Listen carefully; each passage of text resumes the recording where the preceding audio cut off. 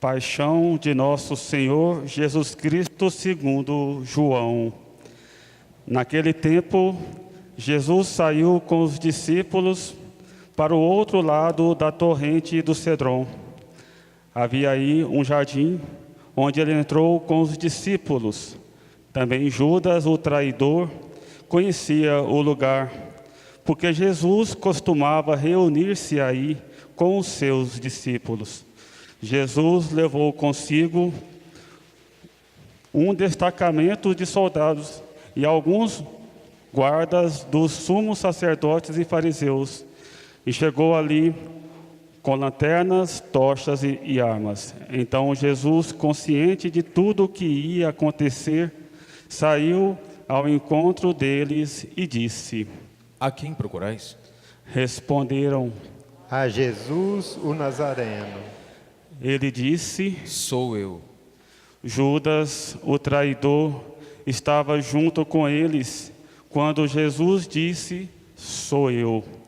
Eles recuaram e caíram por terra. De novo lhes perguntou: A quem procurais? Eles responderam: A Jesus, o Nazareno. Jesus respondeu: Já vos disse que sou eu. Se é a mim que procurais, então deixai que estes se retirem. Assim se realizava a palavra que Jesus tinha dito: Não perdi nenhum daqueles que me confiaste. Simão Pedro, que trazia uma espada consigo, puxou dela e feriu o servo do sumo sacerdote, cortando-lhe a orelha direita. O nome do servo era Malco. Então Jesus disse a Pedro: Guarda a tua espada na bainha. Não vou beber o cálice que meu pai me deu? Então os soldados, o comandante e os guardas dos judeus prenderam Jesus e o amarraram.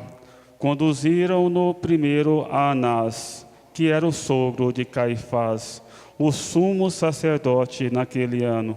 Foi Caifás que deu aos judeus o conselho: É preferível que um só morra pelo povo.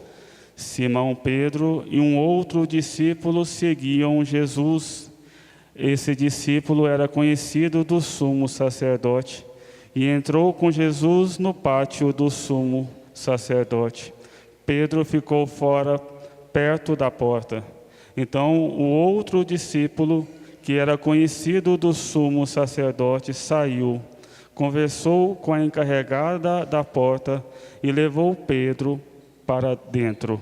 A criada que guardava a porta disse a Pedro: Não pertences também tu aos discípulos desse homem? Ele respondeu: Não. Os empregados e os guardas fizeram uma fogueira e estavam se aquecendo, pois fazia frio. Pedro ficou com eles, aquecendo-se. Entretanto, o sumo sacerdote interrogou Jesus a respeito de seus discípulos e de seu ensinamento. Jesus lhe respondeu: Eu falei às claras ao mundo. Ensinei sempre na sinagoga e no templo, onde todos os judeus se reúnem. Nada falei às escondidas. Por que me interrogas? Pergunta aos que ouviram o que eu falei. Eles sabem o que eu disse. Quando Jesus falou isso, um dos guardas que ali estava deu-lhe uma bofetada, dizendo: É assim que respondes ao sumo sacerdote? Respondeu-lhe Jesus: Se responde mal, mostra-me em quê. Mas se falei bem, por que me bates? Então Anás enviou Jesus amarrado para Caifás, o sumo sacerdote. Simão Pedro continuava lá, em pé, aquecendo-se. Disseram-lhe: Não és tu também um dos discípulos dele? Pedro negou. Não. Então um dos empregados do sumo sacerdote, parente daquele a quem Pedro tinha cortado a orelha, disse: Será que não te vi no jardim com ele? Novamente Pedro negou, e na mesma hora o galo cantou. De Caifás levaram Jesus ao palácio do governador. Era de manhã cedo. Eles mesmos não entraram no palácio, para não ficarem impuros e poderem comer a Páscoa. Então Pilatos saiu ao encontro deles e disse: Que acusação apresentais contra este homem? Eles responderam: Se não fosse malfeitor, não o teríamos entregue a ti. Pilatos disse: Tomai-o vós mesmos e julgai-o de acordo com a vossa lei. Os judeus lhe responderam: Nós não podemos condenar ninguém à morte. Assim se realizava o que Jesus tinha dito, significando de que morte havia de morrer. Então Pilatos entrou de novo no palácio, chamou Jesus e perguntou-lhe: Tu és o rei dos judeus? Jesus respondeu: Estás dizendo isso por ti mesmo, ou outros te disseram isso de mim? Pilatos falou: Por acaso sou judeu? O teu povo e os sumos sacerdotes te entregaram a mim. Que fizeste? Jesus respondeu: O meu reino não é deste mundo. Se o meu reino fosse deste mundo, os meus guardas teriam lutado para que eu não fosse entregue aos judeus. Mas o meu reino não é daqui. Pilatos disse a Jesus: Então tu és rei? Jesus respondeu: Tu dizes, eu sou rei. Eu nasci e vim ao mundo para isto, para dar testemunho da verdade. Todo aquele que é da verdade escuta a minha voz. Pilatos disse a Jesus. O que é a verdade? Ao dizer isso, Pilatos saiu ao encontro dos judeus e disse-lhes: Eu não encontro nenhuma culpa nele, mas existe entre vós um costume que pela Páscoa eu vos solte um preso. Quereis que vos solte o rei dos judeus? Então começaram a gritar de novo: Este não, mas Barrabás. Barrabás era um bandido. Então Pilatos mandou flagelar Jesus. Os soldados teceram uma coroa de espinhos e a colocaram na cabeça de Jesus. Vestiram-no com um manto vermelho, aproximavam-se dele e diziam: Viva o rei dos judeus! E davam-lhe bofetadas. Pilatos saiu de novo e disse aos judeus: Olha, eu trago aqui fora, diante de vós, para que saibais que não encontro nele crime algum. Então Jesus veio para fora, trazendo a coroa de espinhos e o manto vermelho. Pilatos disse-lhes: Eis o homem. Quando viram Jesus, os sumos sacerdotes e os guardas começaram a gritar. Crucifica-o, crucifica-o. Pilatos respondeu: Levai-o vós mesmos para o crucificar, pois eu não encontro nele crime algum. Os judeus responderam: Nós temos uma lei, e segundo essa lei, ele deve morrer, porque se fez filho de Deus. Ao ouvir essas palavras, Pilatos ficou com mais medo ainda. Entrou outra vez no palácio e perguntou a Jesus: De onde és tu? Jesus ficou calado. Então Pilatos disse: Não me respondes? Não sabes que tenho autoridade para te soltar e autoridade para te crucificar? Jesus respondeu: Tu não terias autoridade alguma sobre mim, se ela não te fosse dada do alto. Quem me entregou a ti, portanto, tem culpa maior. Por causa disso, Pilatos procurava soltar Jesus, mas os judeus gritavam: Se soltas esse homem, não és amigo de César. Todo aquele que se faz rei declara-se contra César. Ouvindo essas palavras, Pilatos trouxe Jesus para fora e sentou-se no tribunal, no lugar chamado Pavimento, em hebraico, Gábata. Era o dia da preparação da Páscoa, por volta do meio-dia. Pilatos disse aos judeus: Eis o vosso rei. Eles, porém, gritavam. Fora, crucifica-o. Pilatos disse: Hei de crucificar o vosso rei? Os sumos sacerdotes responderam: Não temos outro rei senão César. Então Pilatos entregou Jesus para ser crucificado e eles o levaram. Jesus tomou a cruz sobre si e saiu para o lugar chamado Calvário, em hebraico Gólgota. Ali o crucificaram com outros dois, um de cada lado, e Jesus no meio. Pilatos mandou ainda escrever um letreiro e colocá-lo na cruz. Nele estava escrito: Jesus Nazareno, o Rei dos Judeus. Muitos judeus puderam ver o letreiro, porque o lugar em que Jesus foi crucificado ficava perto da cidade. O letreiro estava escrito em hebraico, latim e grego. Então os sumos sacerdotes dos judeus disseram a Pilatos: Não escrevas o rei dos judeus, mas sim o que ele diz. Eu sou o rei dos judeus. Pilatos respondeu: O que escrevi está escrito. Depois que crucificaram Jesus, os soldados repartiram a sua roupa em 4 partes, uma parte para cada soldado.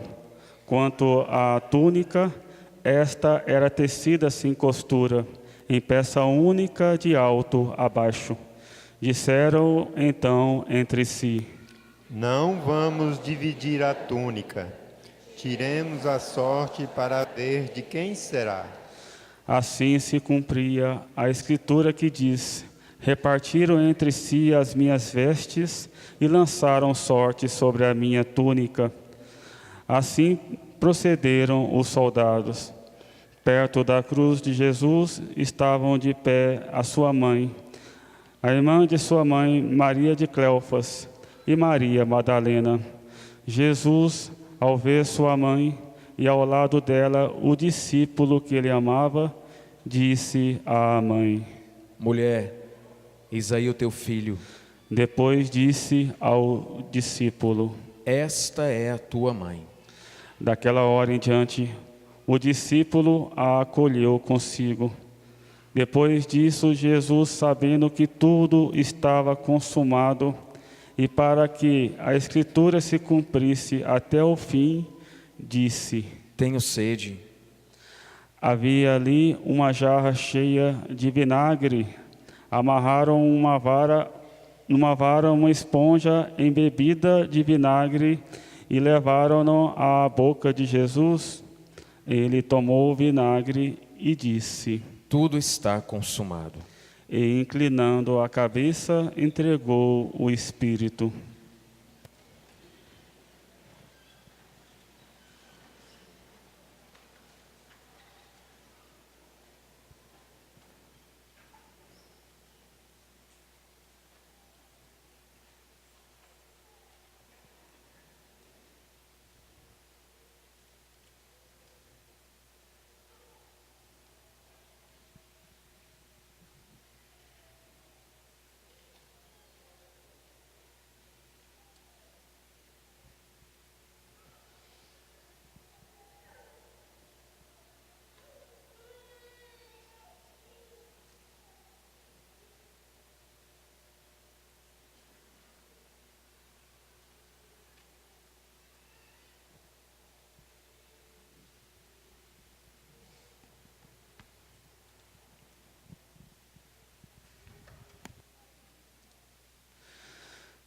Era o dia da preparação para a Páscoa.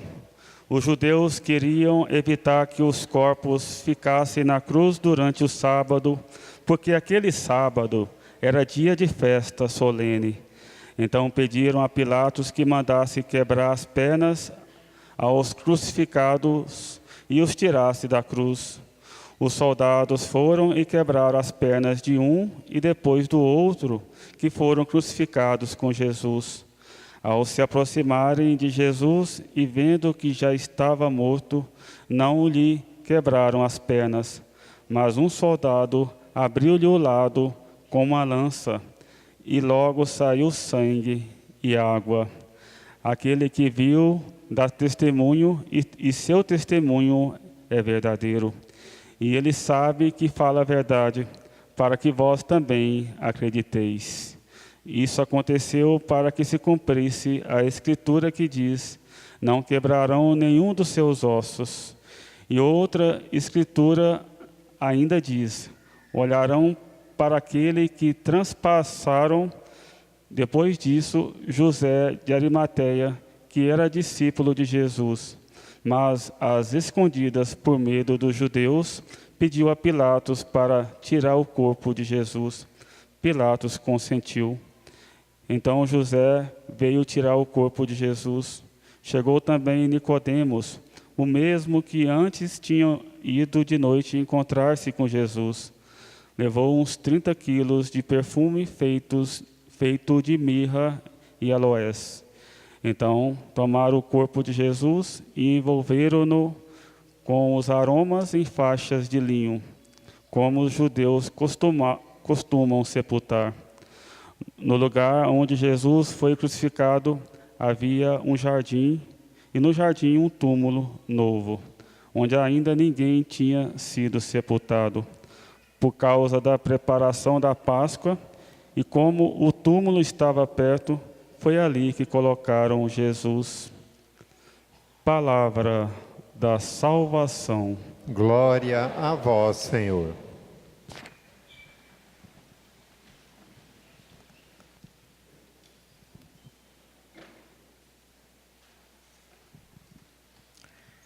Responda uma coisa aqui para mim. Você tem conseguido na sua vida fazer a vontade de Deus? Você tem conseguido ou não? Pode ser sincero com o padre. Você acha que tem feito tudo aquilo que a Trindade Santa lhe pede ou não? Você acha que tem conseguido imitar a Cristo ou não? Nessa sua vida de cristianismo, de catolicismo, o que você consegue analisar na sua consciência? Deus lhe pede uma coisa, você vai e faz? Você vai e cumpre aquilo que Ele lhe pede ou não?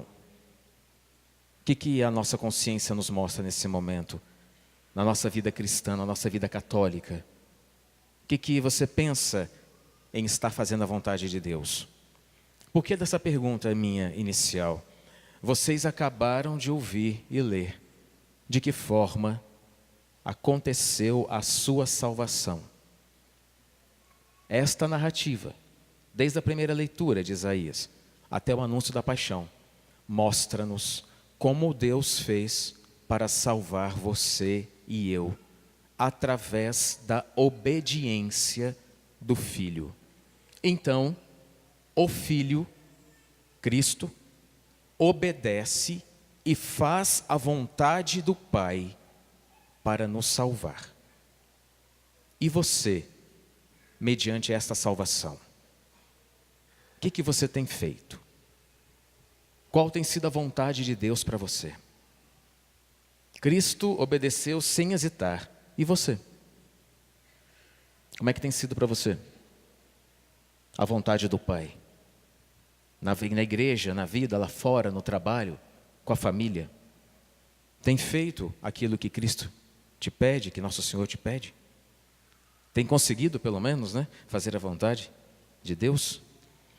Vocês sabem que na sexta-feira santa, no dia 25 de março,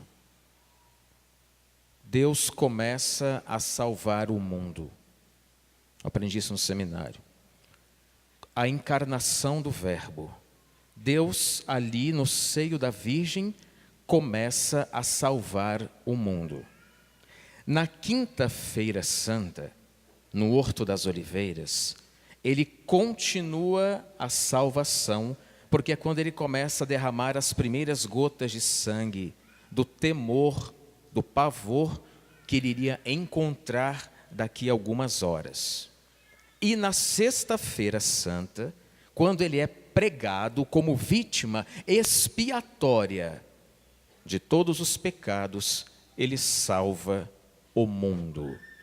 Então hoje, a liturgia da igreja, ela atualiza esse feito. Então, não é que Nosso Senhor salvou o mundo há 2018 anos. Hoje, às 15, ele salva o mundo e paga toda a tua, a minha dívida que nós fizemos contra o Altíssimo nas pessoas do casal primitivo, Adão e Eva. Eu sempre digo isso para vocês, que a cruz, os pregos, a coroa, essa bofetada de hoje que deram no Senhor na Sagrada Face, as cusparadas, a solidão que Nosso Senhor passou, porque todos fugiram, era para ser em mim e em você. E Deus não quis isso, quis te poupar do sofrimento. Não te levou na cruz, não te deu chicotadas, não colocou uma coroa de espinhos na sua cabeça, não cuspiram no seu rosto. Pegou o Cristo, Filho unigênito, amado, Redentor do mundo, e colocou Ele na nossa frente, para que tudo que viesse pudesse atingir a Cristo e não pegasse nada em nós. Mediante essa salvação, o que você tem feito para Deus? Qual tem sido a sua resposta de gratidão a Deus pelo que você hoje ouviu aqui, nesta liturgia? Ou melhor, o que você tem que começar a fazer a partir desta sexta-feira santa para agradar a Trindade Santa, pelo que ela fez conosco? Eu vos pergunto, o que está lhe faltando para agradar a Deus? Ele te salvou, te resgatou do abismo, te libertou das garras do demônio, abriu a porta do céu para você. E o que você está fazendo para poder entrar neste céu, nesta vida eterna? Que conduta de vida nós estamos levando para merecer tão grande salvação? Vocês sabem que na cruz, Cristo pegou uma folha de cheque em branco e assinou com sangue e deu para o Pai. Está aqui, Pai, fiz a tua vontade, salvei a linhagem humana que nós tanto amamos. E você, que tem feito pela Trindade Santa, como forma de agradecimento pelo que os três fizeram conosco? Porque no fundo, os três santificam, os três nos salvaram e os três nos criaram. Eu quero que essas palavras ecoem hoje na nossa consciência, para que quando pensarmos em fazermos algo de errado, a gente pensa hoje sobre o que Cristo fez. Ele não nos deve mais nada. Tudo que você vier a pedir e eu vier a pedir a Ele, Ele vai conceder se Ele quiser, porque Ele já pagou toda a dívida na cruz. A gente cobra tantas coisas de Deus, né? Se Deus não fizer isso, se Deus não fizer aquilo, Deus tem que fazer isso na minha vida, Deus tem que fazer aquilo outro. Eu ordeno que Deus faça isso. Ordena nada. Deus já pagou tudo. entregando o Filho.